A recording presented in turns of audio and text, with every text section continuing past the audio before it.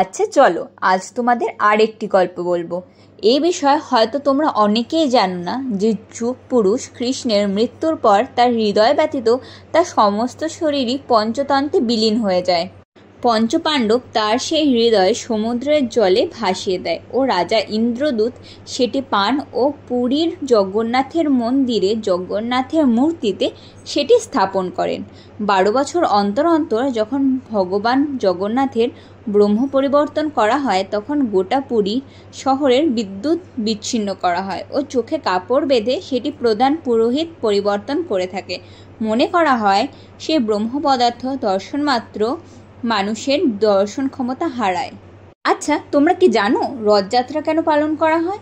সুভদ্রার গোটা পুরী ভ্রমণ ও দর্শনের ইচ্ছা হয়, তাই তিনি জগন্নাথ বলরাম সহ তার মাসির বাড়ি গুন্ডিচা দেবীর বাড়ি যান ও 7 দিন পর আবার নিজের বাড়িতেই ফিরে আসেন, মানে তাদের মন্দিরে।